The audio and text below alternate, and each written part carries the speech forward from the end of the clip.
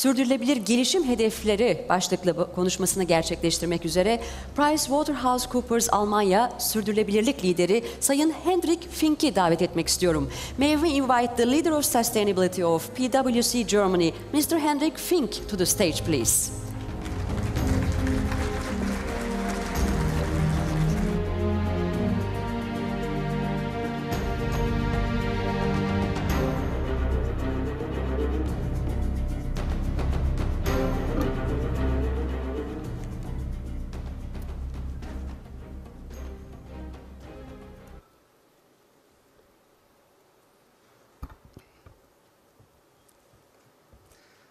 Distinguished guests, first of all, thank you very much, and thank you very much for KalDer Association for inviting me. I'm honored to be able to speak to you today. I brought a presentation with me, and I named it Sustainable Development Goals as an Opportunity for Business, ? So today I'd like to talk about a global view on sustainability. My name is Hendrik Fink. I'm a partner at PwC. I lead the German sustainability practice and also the sustainability practice in our PwC Europe organization. So I've structured the presentation into 3 parts. First of all, I would like to take a look at the question, is there a business case for sustainability? Because very often when we talk to companies, we are told, well, but sustainability only costs me money, what's the benefit for it? And I think there's a business case. So therefore I have, the first part discusses the business case of sustainability. The second one takes a look at the Sustainable Development Goals that have been published by the United Nations and what they will mean for businesses over the next years. And since the climate conference is going on still this week, I will also take a look at climate change as a subtopic of sustainability and its implication for business. Let me start with the first question, is there a business case for sustainability? The context for business is subject to big changes, and this is nothing new to you. I've listed some of the megatrends that we see. These are not all megatrends, but some of them. So many megatrends affect business. We have increasing urbanization, we have demographic change, shift in economic power of countries, we have climate change, scarce resources, digitization, and there are more megatrends. And they all seem to be happening at the same sort of point in time and put pressure on business models. So as a result, companies are required to become more transparent to their stakeholders and also to act more responsibly towards society. As a result of these megatrends and also as a result of the increasing stakeholders' expectations towards business, non-financial information in general and sustainability information, of course, becomes more important to companies. Companies need non-financial measures in order to manage the changes to their business model. And when I talk about sustainability, I mean it in a holistic sense. I'm looking at it at the environmental, the social, and the economic performance of the business.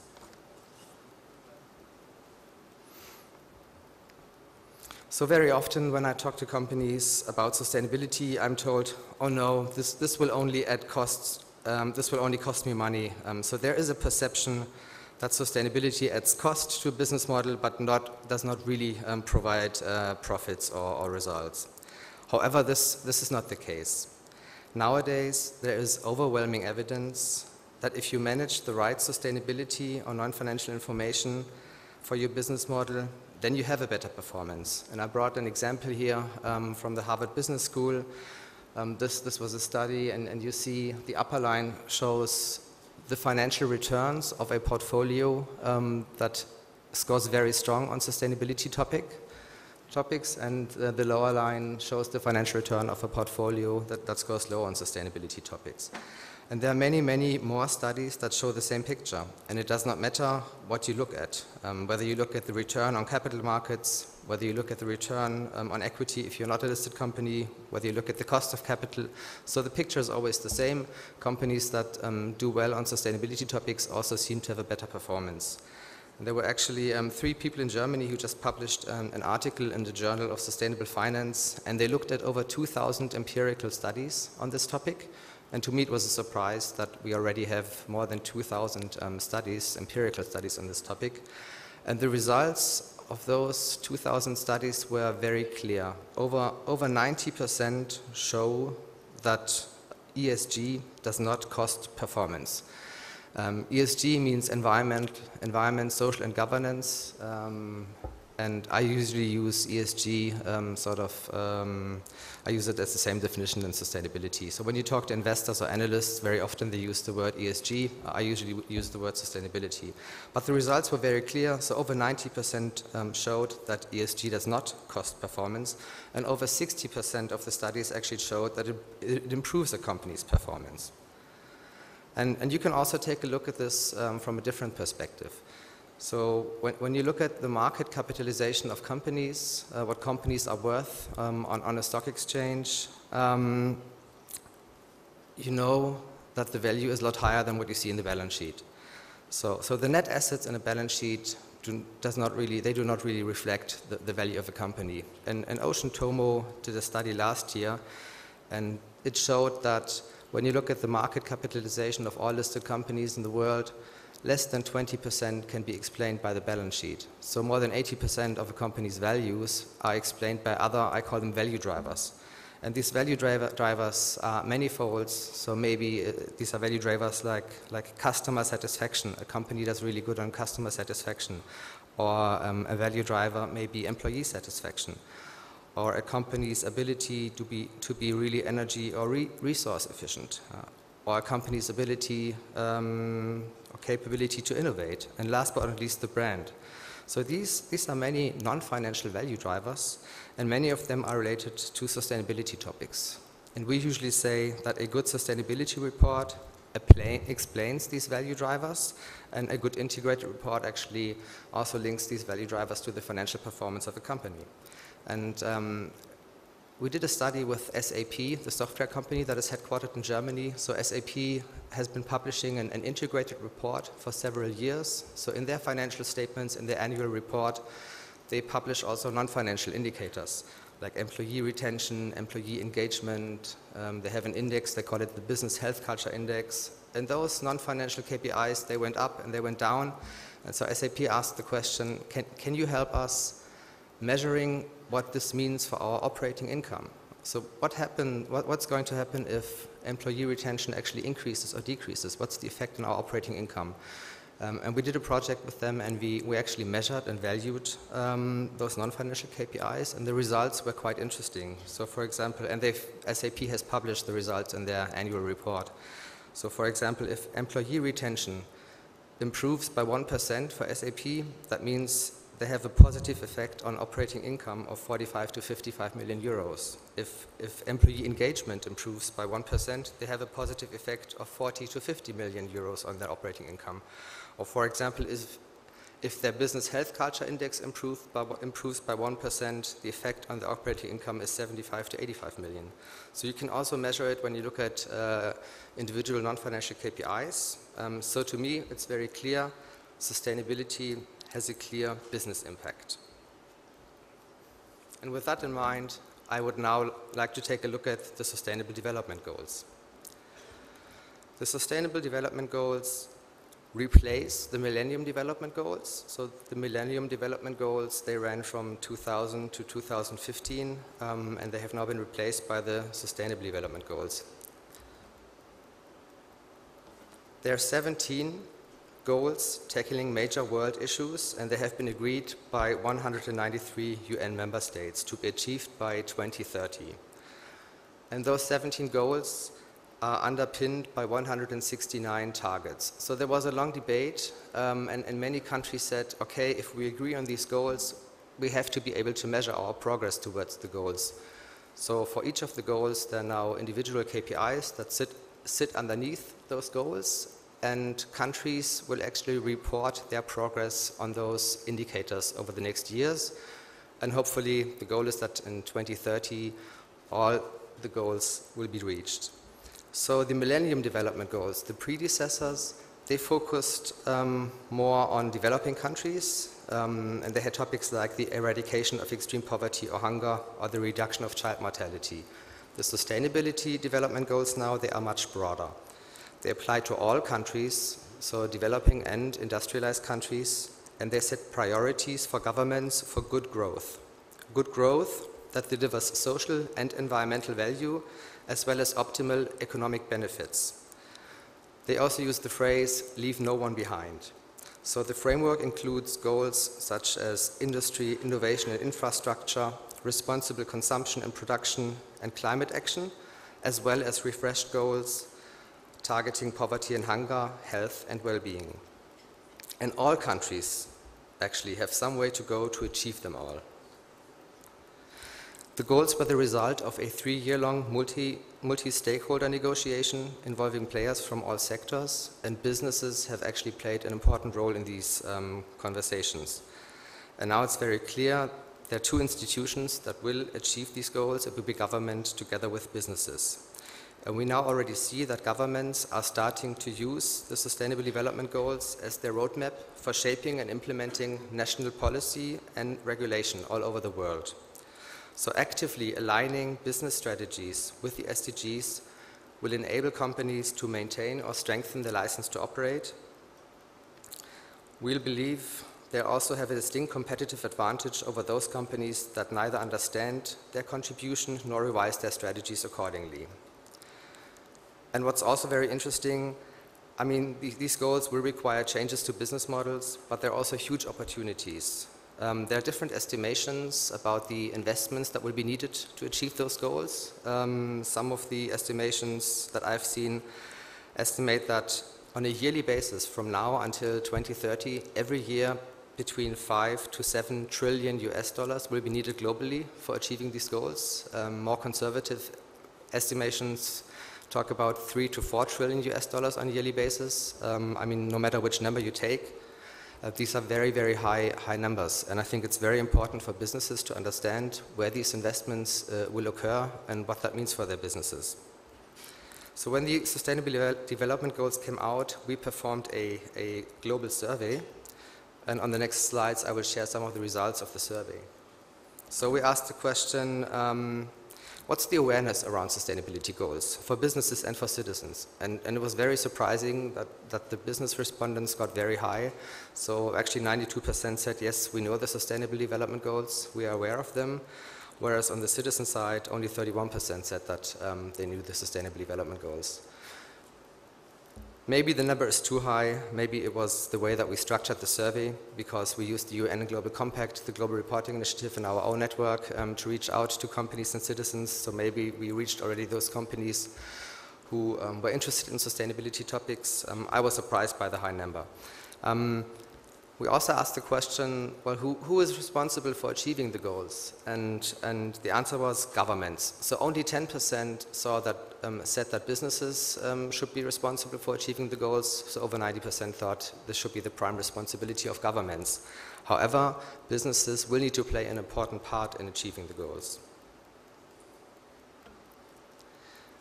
Then we asked the question, well, what are the most important goals for businesses? And on the first line that you see, we asked the question, which goals are the goals where business has the greatest impact? And on first place, you have decent work and economic growth. And this was by far the winner. So the greatest impact varies a bit by industry. So we have done this analysis by different industry segments. But the sustainability goal number 8, decent work and economic growth, was by far the winner in most industry segments. Second place was climate action. Third place, industry infrastructure, industry innovation infrastructure. Fourth place, quality education. And fifth place, good health and well-being. So these are the top 5 goals where businesses see their greatest impact. We then asked the question, okay, so where do businesses see the greatest opportunities? And this is in the middle line. And adding the opportunity side changes the picture a bit. So the goal number 8, decent work and economic growth, stayed in first place. Then on second place we had industry, innovation, and infrastructure. Then we had affordable land and clean energy. Then goal number 12, responsible consumption and production. And on 5th place, climate action. To me, it makes sense that these goals that score sort of very high on the high impact, high opportunity category are probably the goals that businesses will try to tackle first. But this also means that some goals may be left behind. And let me tell you some of the goals that scored very low with businesses. So the goal 14, life below water, scored low with businesses. Also the goal 10, reduced inequalities. Goal number 1, no poverty. Goal number 2, zero hunger. So they did not appear in any of the top 5 for over 80% of businesses. And this is now very interesting when you add the citizen side to it. We asked citizens, how do you prioritize the importance of the Sustainable Development Goals? And a lot of the goals that scored low with businesses scored very high with citizens. So in first place, citizens prioritize zero hunger, then climate action, then quality education, then no poverty, and then clean water and sanitation. So it's really interesting to see that businesses and citizens prioritize the Sustainable Development Goals quite differently. And to me, there are 2 takeaways from this. The first one is business is dependent on society for employees, for customers, for its reputation and its license to operate. So I think that business should be aware of the gap in expectations and not be too disconnected of the citizens' expectations. I also think that business should work on understanding how the sustainability goals are linked. Let's have a look at the goal number 8, decent work and economic growth. Of course, if businesses create jobs and bring people into good employment, this has a direct impact on goal number 1, no poverty, or goal number 2, zero hunger. So I think it's also a matter for businesses of making the right connections within the Sustainable Development Goals and also improve the way they communicate on their impact to society.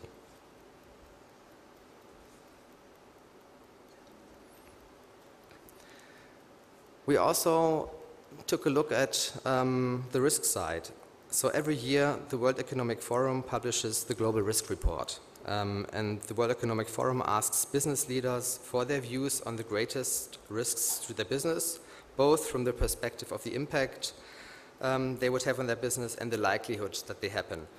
And we compared the results and the impact of the Sustainable Development Goals survey with the risk report of the World Economic Forum.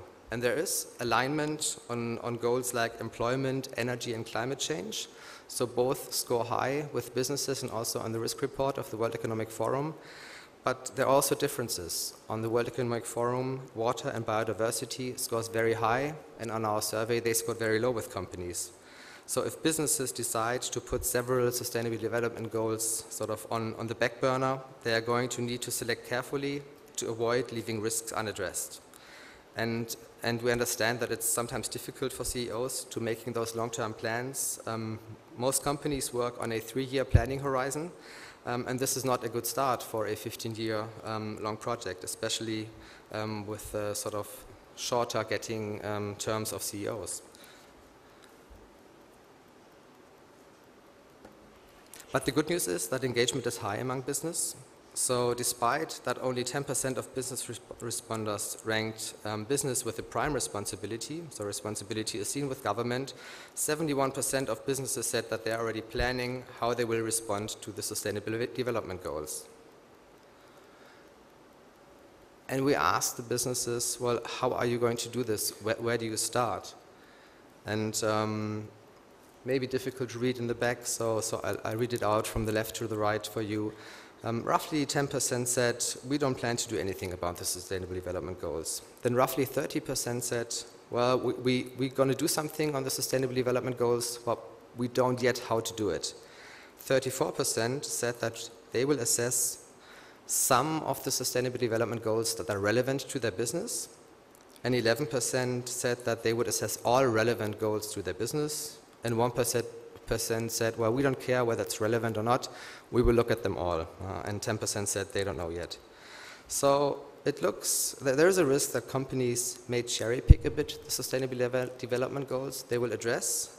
So I urge companies to not focus on the easy goals, but focus on those goals that really matter for their business. 13% of the companies have not Only 13% of the companies surveyed have identified the tools that will help them assess their impact against the Sustainable Development Goals. And only 29% of businesses are setting goals. But we all know if we want to achieve something in business, setting goals and targets and measuring progress is important. This is understandable since the Sustainable Development Goals are fairly new, but it also shows that business is also struggling with it. And I think successful engagement with the Sustainable Development Goals will need to cover several steps. You have to agree which Sustainable Development Goals your business and its value chain have an impact on, directly and indirectly, in the countries that you do business in. You should agree the methodology and measure your business impacts across these SDGs. You should understand where your business has a positive or negative impact. And you should understand the priorities of the governments your business operates under. Then you can prioritize reducing negative impacts or increasing positive impacts accordingly to what needs to be achieved. And you can incorporate this learning into business planning and business strategy. And last but not least, you should report on your impacts and your improvements. So you can actually apply quite a structured approach to this.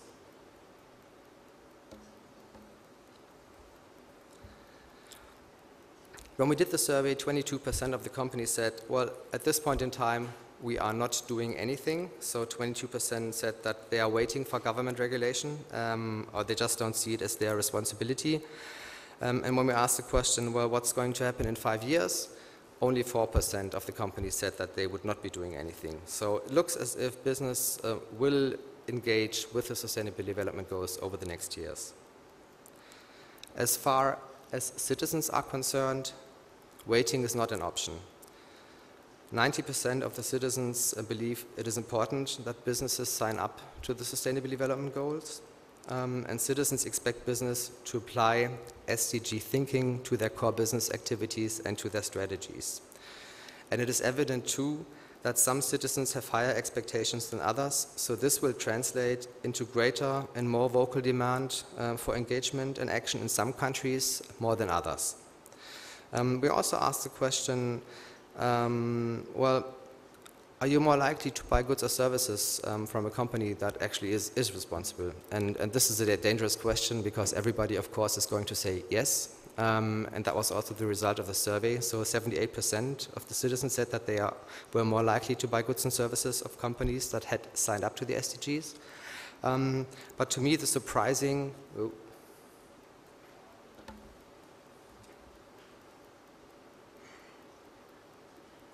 To me, the surprising result was that countries got very high that I did not expect to score very high. So, for example, in Brazil, 95% of the citizens said that it's important to them. In India, 87%. In China, 85%. And those countries scored a lot higher than, for example, the countries in Europe. So citizens think it is very important for business to sign up to the Sustainable Development Goals. And where we received enough responses to our surveys, we also highlighted the responses here on a country basis. So let me summarize this part on the Sustainable Development Goals with takeaways. So there is a broad expectation that businesses help achieving the Sustainable Development Goals and get engaged. Doing so will help companies to maintain their license to operate and to become more risk resilient. I believe that companies that understand how policies will be shaped in the countries they operate in will have a competitive advantage over companies that do not.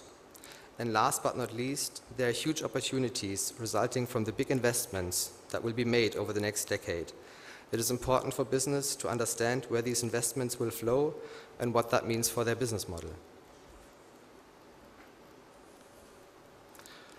So let me summarize also the last topic, climate change. This week, the conference on climate change is still going on, and you probably all remember last year, the COP21 conference in Paris. In Paris, the world community agreed that we will limit global warming to under 2 degrees. And we actually try not to limit it to 2 degrees. We will actually try to achieve only 1.5 degrees in global warming. And this means that we also will achieve net zero emissions in the second half of the century. So what does that mean?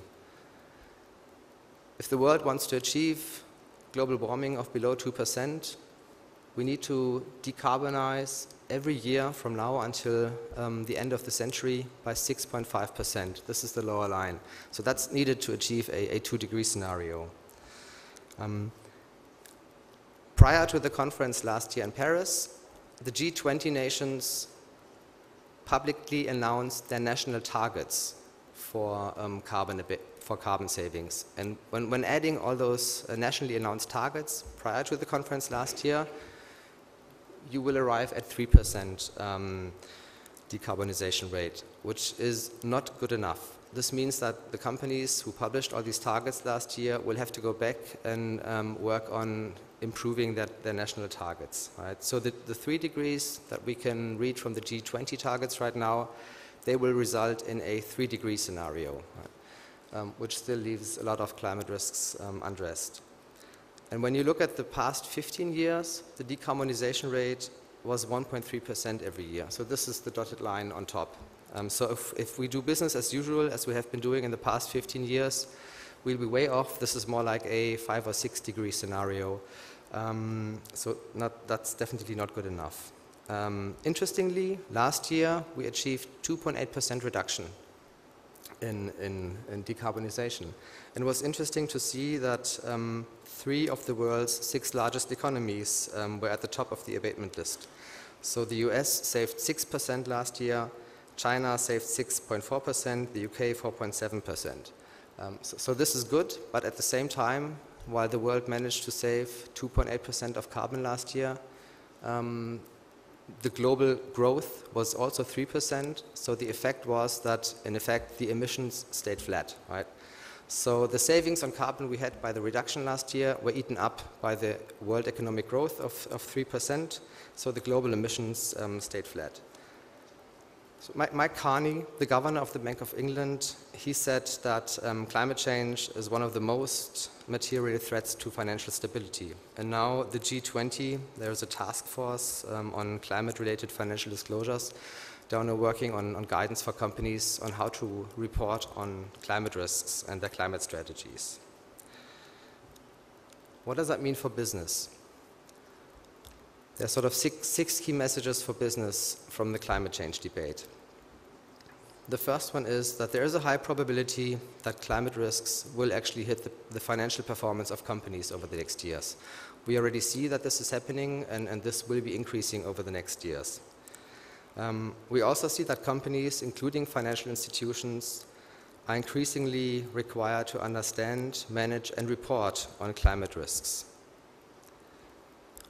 We also see that the investment in a low-carbon economy is huge, and it's also important for business to understand where the investments will flow. And we will see carbon pricing increasing in developing and in developed countries over the next years. So in our point of view, it's time for industry to build in carbon costs into investment decisions. So as a summary, companies should anticipate both more ambitious climate policies by governments and also the prospect of physical climate impacts in the longer term in their business model. So this will have big impacts on businesses. Let me summarize my presentation. I think the fact that companies will integrate sustainability topics into their strategies and their management and reporting will become the new normal over the next years. Sustainability has a business case. If you pick the right topics for your business model, you will improve your performance. Sustainability does not cost performance. I think companies will need to understand how policies in different markets will change as a result of the Sustainable Development Goals or of the climate change debate. Companies that want to seize the large opportunities triggered by the huge investments will need to understand their impact and how they can contribute, and as a result, they will be more successful. But let's not forget, the transition that will be happening will dramatically change some of the business models. So companies that are able to manage this transition will need adequate information and performance measures that go beyond the financial KPIs that we see today. So that's my case for sustainability. Thank you very much.